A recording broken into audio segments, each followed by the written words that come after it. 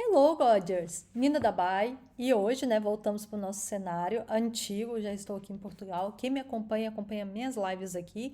Já sabe, já tem um tempo que eu já estou aqui há mais ou menos um prazo aí de 10 dias, né? Hoje eu decidi trazer, né, como vocês podem ver, um cenáriozinho mais Halloween, né? E eu acho que também isso vai do fato que é uma data que eu gosto bastante, gente. Acho que Halloween é mais legal do que Carnaval, mas isso é só minha opinião, tá bom? Ó, temos algumas alterações hoje. Tá me faltando bastante luz aqui em casa, levando em consideração que boa parte, né, da minha iluminação não tá aqui hoje.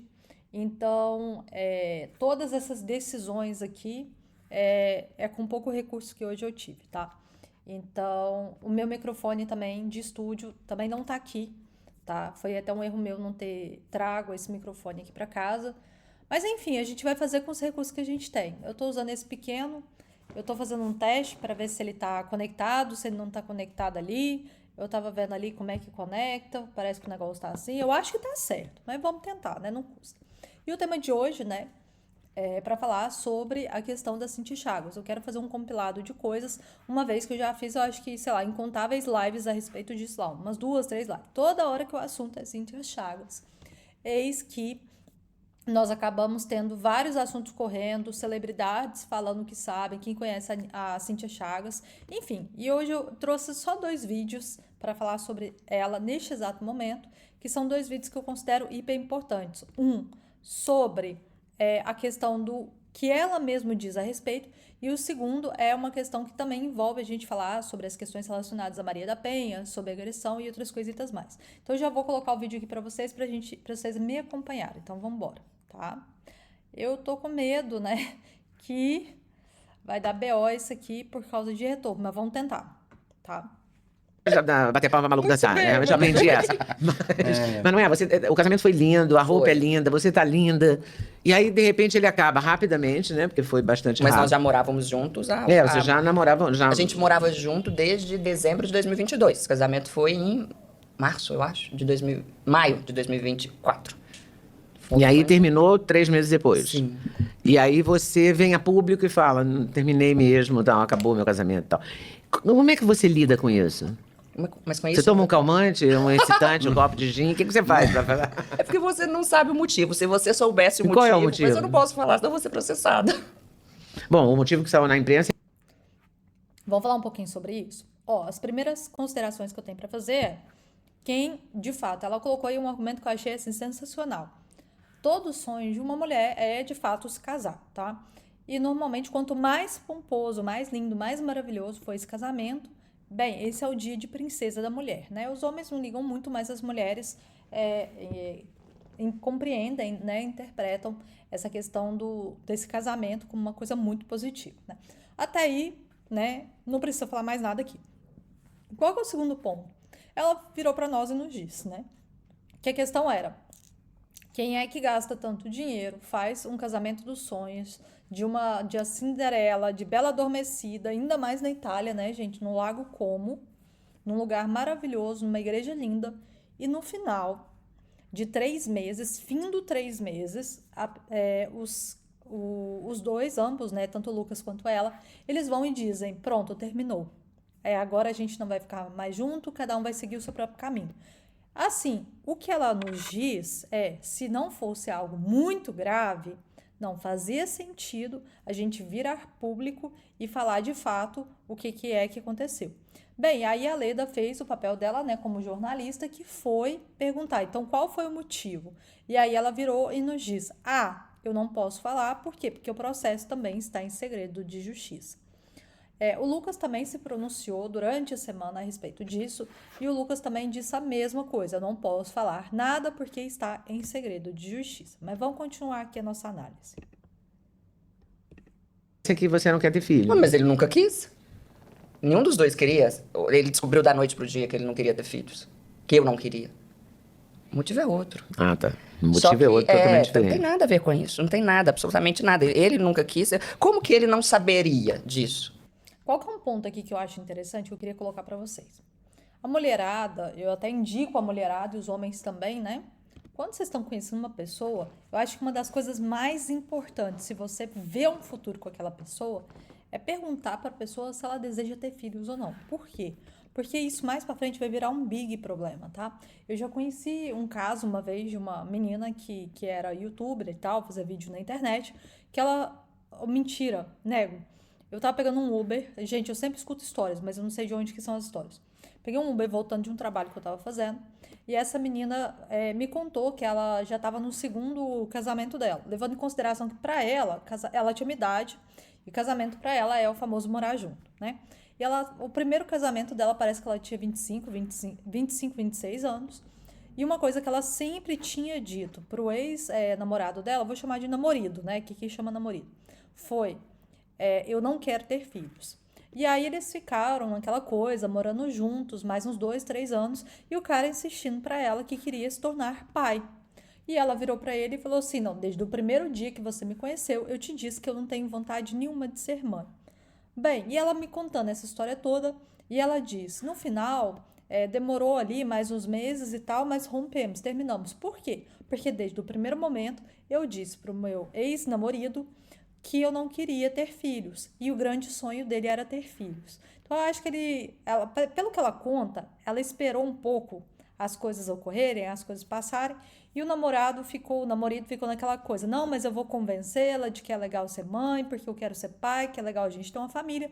Resumo da ópera, não deu certo. E aí chegou um momento que ela virou para ele e falou assim, eu continuo pensando a mesma coisa. Se você deseja ser pai, eu te indico então procurar uma outra mulher que esteja a fim de constituir uma família com você. Então esse é um ponto que eu gosto muito de falar para as pessoas, principalmente às vezes quando eu estou em atendimento e tal, sobre o fato de a mulherada ser bem clara desde o início do que ela pretende com aquela pessoa que ela está conhecendo. Por quê? Porque de repente você está ali investindo numa pessoa um tempão e de repente a pessoa não... Sabe, tem coisas que para você são inegociáveis e que são hiper importantes que vai chegar mais lá para frente e a pessoa vai continuar com a mesma opinião. Então eu conto esse caso, me lembrei desse caso até baseando-me no que a Cíntia Chagas falou, que o que ela não quer ser mãe. Vamos continuar. Até porque na página 111 do meu primeiro livro que você tem, está escrito isso. É óbvio, eu acho que é a primeira coisa que um casal conversa, não é? Primeira coisa. Se quer ter filho, se não? quer ter filhos. Entrevistas. Você Ou nunca quis mesmo ter? Não, meu instinto é material, não é maternal, não. Não, eu fico Muito bom. pensando. As declarações Quando eu comecei dela. a ver as suas declarações em relação à fama e de buscar holofotes no bom sentido e tal, eu eufemisticamente tentando... eu também não tenho... É difícil até pra mim falar de você em relação a isso, porque você fala muito bem em primeira pessoa, mas eu colocar fica meio difícil. E olha o paradoxo, porque ter filho é uma coisa que te colocaria numa posição de holofote, a tua imagem seria absurdamente alavancada, potencializada, você se tornar muito mais famosa. Eu digo isso pela minha experiência pessoal. Sim. No caso, acompanhei também no caso da imagem da Sabrina, eu vi aquilo acontecendo, tipo, como as pessoas engajaram mais e como aquilo teve... Claro que foi muito difícil no sentido de manter o arquétipo que ela estava acostumada a seguir trabalhando, como avatar da pessoa pública e tal, mas... acaba que o ter filho tem um potencial absurdo pra Mas isso. tem que querer, E ao né? mesmo tempo a coisa Ter da filho tem continuidade, que- assim. Não, tô só perguntando mesmo no sentido de... Mas ter filho tem que ter um compromisso com isso. Você tem que querer ter filho. Eu gosto muito de dormir. É. Não dá. Eu adoro dormir. Eu acho interessante as coisas que são importantes para ela, né? Por exemplo, eu adoro dormir. Muitas vezes os filhos, talvez no primeiro ano, até o segundo ano, de fato, eles vão dar esse trabalho para os pais. Mas é mais uma questão de criação. Tem filho que nem dá trabalho, então vai depender do tipo de filho que você tem. Uma outra questão que eu acho que é importante aí é que, com o dinheiro que a própria Cíntia Chagas tem, poxa, ela não precisava preocupar que iria passar noites em claros, né? Uma vez que ela poderia contratar uma babá, alguém que passaria a noite com o filho dela. Que eu acho que o pior são com as pessoas de classe mais baixa, que aí vão passar noites em claro. Ou eu vejo mesmo aqui, né, gente? Eu vejo aqui em Portugal, onde eu moro, né? Decidir ter filho aqui é muito difícil por causa disso. Às vezes os pais estão longe e por aí vai. Mas ela tendo uma família, tendo a família do marido, do ex-marido e tal, e ainda tendo dinheiro para contratar uma pessoa que pudesse dar todo esse auxílio, beleza, era muito mais fácil, muito mais tranquilo. Eu falo que quem mais sofre nessa humanidade de ter filho é quem não tem dinheiro de contratar para olhar, ou então os pais não estão próximos para poder auxiliar nessa ajuda, né? É uma coisa que eu gosto sempre de frisar. Mas acho que um outro ponto também que eu achei interessante é essa imagem, talvez no Brasil, muito forte, de que a partir do momento que você tem filho, os holofotes vão estar muito mais em cima de você. E aí a gente chega àquela conclusão que eu digo assim, até como mulher, né? Existe uma pressão gigantesca em cima da mulher casada, da mulher ter filho, e até que ponto essa pressão não começa a nos fazer mal, né? Eu acho que esse é um outro viés que talvez poderíamos falar mais, né? Que existe essa cultura muito forte, ainda hoje no Brasil, de que você tem que seguir todo o script, né? De namorar, de casar, de ter filho, constituir uma família, porque isso é o correto. E aquilo é correto para quem? Nós vamos ter pessoas que vão pensar diferente, nós vamos ter pessoas pelas quais não querem. Então, às vezes, colocar esse estereótipo como se todo mundo que tivesse que seguir é outra coisa diferente. E eu tenho esse ponto que eu falo, será que as pessoas mais para frente vão se arrepender de não ter tido filhos? Aí fica uma grande pergunta. Eu tenho um tio, por exemplo, que ele mais a mulher dele decidiram por não ter filhos. E até hoje eles vivem bem, eles e os 2, 3 gatos que eles têm dentro de casa. E, poxa, eles estão casados há mais de 30 anos. É óbvio que fica aquele pensamento, né? E depois que eu envelhecer, quem é que vai estar do meu lado? Aí é aquela pergunta que sempre fica no ar. Mas, enfim, é uma decisão deles. Eu acho que quando a gente começa a se meter muito na vida das pessoas, e colocar regras do que a pessoa deve fazer, do que não deve fazer, qual que é a obrigação, eu acho que tentar ser mãe quando a pessoa não quer, ou tentar ser mãe quando o casal não está preparado, nós vamos passar por situações muito mais dramáticas. E, normalmente, quem sofre é o filho. Então, talvez seja preferível você fazer a escolha de não ter um filho do que realmente você criar um filho e que esse filho vai ser um filho que não vai estar propriamente pronto para a sociedade. Lembrando que tem uma coisa que eu acho muito interessante, que é o seguinte, e eu queria compartilhar isso com vocês, que eu tô lendo um livro agora e o autor chama Sapolsky. E há uma parte desse livro que ele fala, né, que é difícil você pensar qual que vai ser o futuro de um filho quando ele já sabe que os pais nunca quiseram ter, sabe? E eu fiquei um pouco pensando isso, sabe? Um filho que já nasce sabendo que é rejeitado, como é que vai ficar o emocional desse filho no futuro? E segundo o Sapolsky, de algumas pesquisas que ele buscou para o livro dele, e é uma pena que o livro está lá do outro lado da mesa, ele fala muito que normalmente esses filhos vão desenvolver, né, ter a chance de desenvolver mais ansiedade, mais depressão, vão ter problemas de autoestima, vão ter problemas para se relacionar com as pessoas. Por quê? Porque a pior coisa que existe é você saber que você é fruto de uma mãe que nunca te quis ter, entende? Então, assim, até que ponto talvez a gente crie uma cultura que toda mulher precisa ter filho e depois você vai observar o filho tem um monte de problemas emocionais no futuro que aí talvez nunca saia da casa dos pais ou talvez tenha diversos problemas emocionais. E aí, o que você vai fazer com relação a isso? Então, são escolhas que, de fato, a mulher tem que decidir, e óbvio, né, o homem também, né, se vão querer ser pais ou não. Por quê? Porque isso depois tem uma consequência em cima disso, tá? Mas bem, falou dos assuntos filhos, mas eu queria entrar agora numa outra ponta aqui para vocês, que é do Não Minta Pra Mim, e que eu queria falar um pouquinho a respeito dessa questão da agressão, voltando um pouquinho. Ela entrou na parte de filho, mas eu senti que eu precisava falar sobre isso no vídeo de hoje, tá? E fotos onde a Cíntia Chagas mostra ali ela com a perna toda roxa, enfim, partes do corpo ali, e ela dizendo que aquilo foi uma agressão. Supostamente, é o que a gente tem que falar, supostamente foi uma agressão. Ricardo, por que você fala isso? Porque pode ter certeza que muita coisa vai se desdobrar. Você que tá afoito e pegar uma hashtag por conta que é meninos e meninas, né? Porque sempre tem essa divisão, né? É homem ou mulher, é preto ou branco, é rico ou pobre, é cis ou trans, é gay ou hétero. E aí cada um pega a sua hashtag e começa a atacar o outro lado. Aí o pessoal binário é tipo assim, se eu defendo aqui, eu tenho que anular o outro 100%. E se eu defendo aqui, eu tenho que anular o outro 100%. Acredite se quiser, se você for por esse lado, você vai se arrepender. E é o que vai acontecer. Muita gente vai correr atrás de uma hashtag, depois vai se arrepender e depois não vai ter como voltar atrás. Já dou a dica aqui pra você. Enfim, pode ter certeza, eu vou falar nas conclusões finais, pode ter certeza que você vai se surpreender com o desenrolar desses episódios aqui da separação de Cíntia Chagas e Lucas Bouvi. Vamos dar o play e vamos analisar essa declaração super rápida que ele fez aqui por conta dessas acusações aí que vieram à tona. A declaração dele, porque basicamente vai falar a mesma coisa que a Cíntia Chagas falou, que ele não pode falar nada, tá?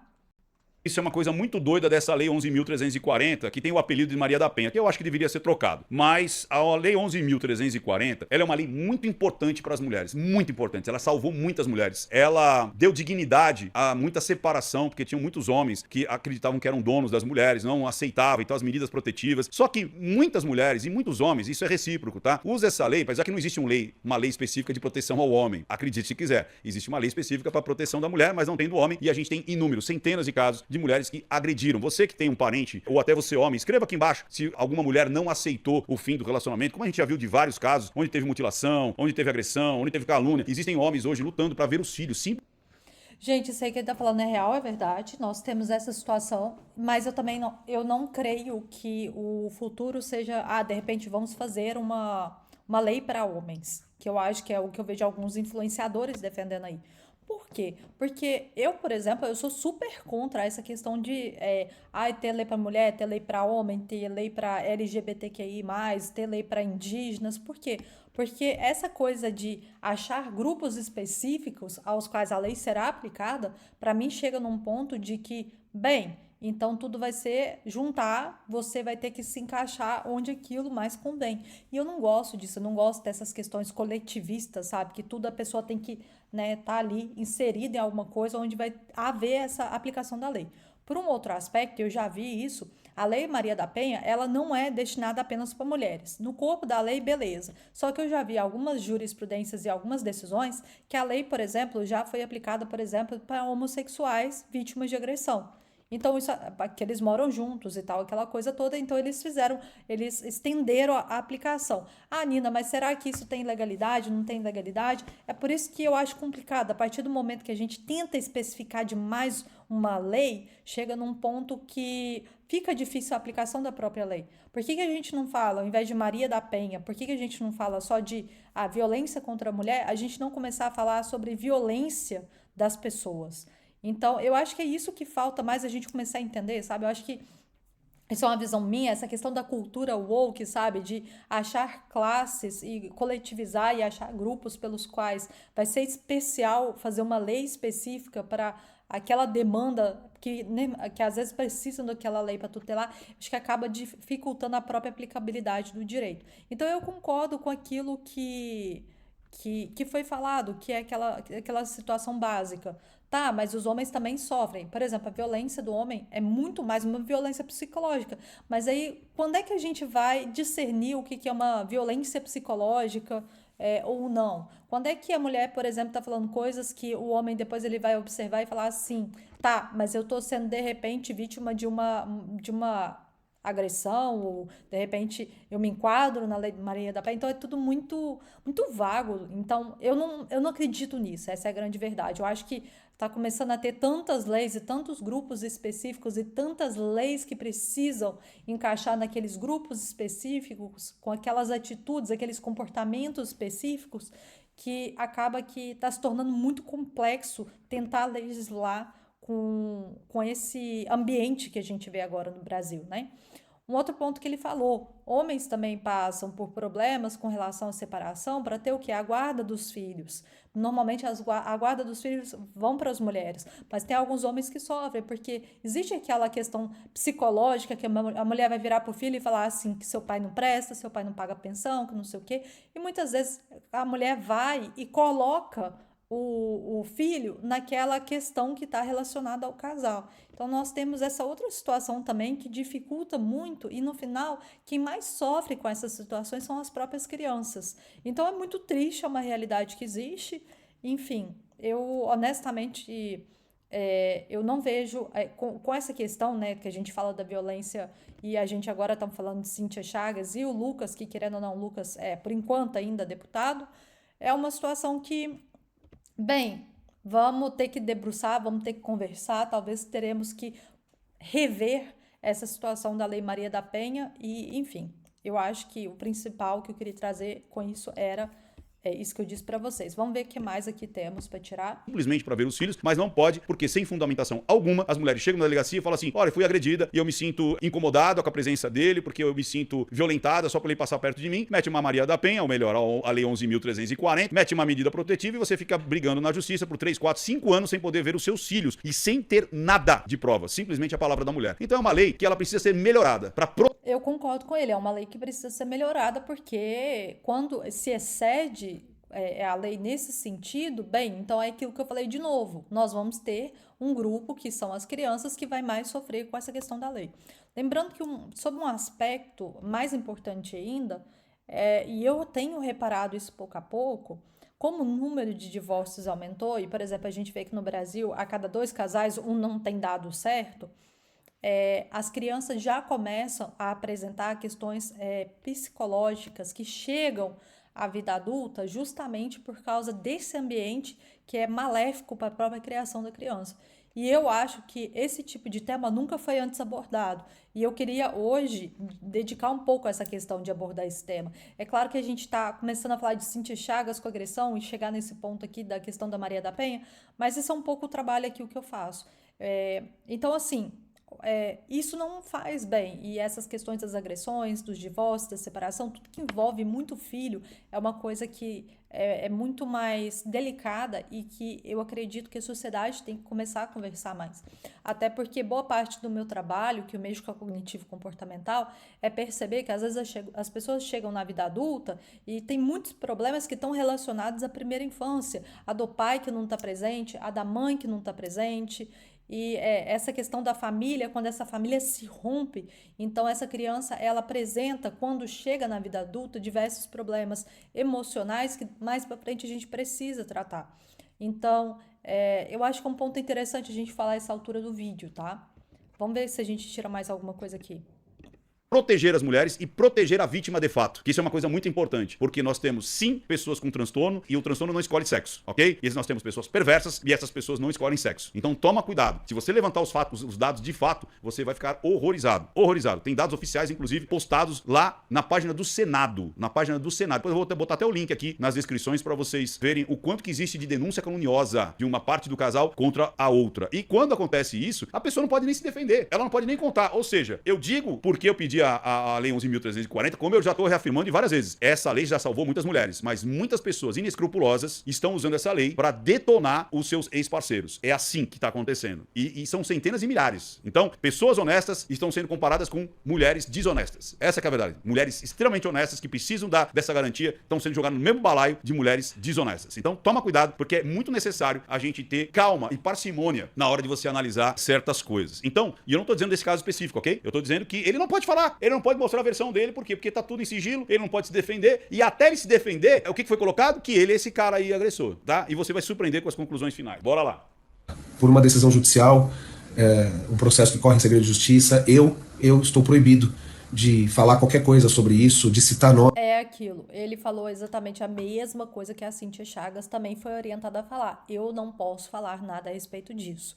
Então, vocês percebam que ambos têm tido a mesma postura. Como o processo anda em segredo de justiça, ambos não podem falar de fato o que aconteceu, nem darem a versão deles, tá? Eu acho que é um caso importante, eu acho que o Ricardo falou boa parte das coisas que eram importantes serem ditas.